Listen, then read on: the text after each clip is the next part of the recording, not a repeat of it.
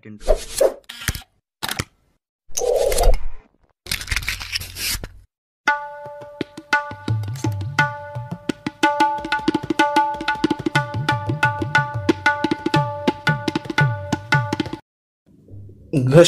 आणि छातीतील कफ फक्त 3 दिवसात कमी करणारा एक घरगुती उपाय। नमस्कार, आरोग्यदायी आयुर्वेद या यूट्यूब चॅनलमध्ये तुमचे स्वागत आहे। मित्रांनो, आजकालच्या विषम हवामानामुळे सर्दी खोकल्याचे इन्फेक्शन वारंवार होत आहे आणि याकडे दुर्लक्ष केल्यास त्याचे अगदी निमोनियासारख्या गंभीर आजारात रूपांतर व्हायला वेळ लागत नाही। म्हणूनच आजचा हा जो उपाय आहे तो अगदी लहानापासून थोरापर्यंत कुणाचीही कसलीही सर्दी आणि खोकला अगदी 3-4 दिवसाच्या वापरानेच कमी करतो। त्यामुळे हा व्हिडिओ तुम्ही अगदी शेवटपर्यंत पहा। शिवाय तुम्ही जर आमच्या चॅनलवर नवीन असाल आणि अजूनही आमचा चॅनल सबस्क्राईब केला नसेल तर लगेच व्हिडिओखाली लाल रंगाचे सबस्क्राईब बटन दाबून शेजारील बेलवर क्लिक करा आणि आमचे असेच आरोग्यवर्धक माहितीने परिपूर्ण व्हिडिओ सर्वप्रथम पहा। आजचा उपाय बनवण्यासाठी आपण सर्वप्रथम घेणार आहोत ही दालचिनी। स्वयंपाकघरातील गरम मसाल्यांपैकी एक महत्त्वाचा घटक म्हणजे ही दालचिनी उष्ण प्रकृतीची असल्याने घशातील, छातीतील, फुफ्फुसांमधील कफ पातळ करून खोकल्याद्वारे बाहेर फेकण्याचे कार्य करते। त्यामुळे खोकताना तोंडात आलेला बेडका त्वरित बाहेर फेकण्याची सवय लावून घ्या। आपण या दालचिनीची बारीक अशी पावडर बनवणार आहोत। यासाठी तुम्ही दगडी उकळीचा किंवा खलबत्त्याचा आणि शक्य न झाल्यास मिक्सरचा देखील वापर करू शकता।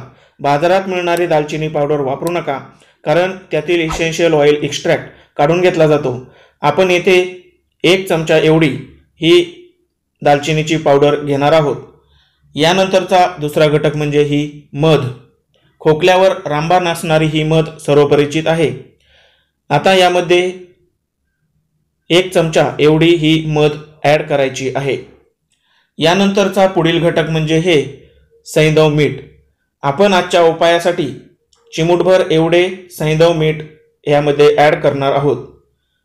सैंधव मीठ पाचक असल्याने आपण सेवन केलेल्या औषधींचा पाचक रस आतड्यांमध्ये संपूर्णपणे शोषला जातो आणि त्याची आपल्या सर्दी खोकला बरा होण्यासाठी मदत होते।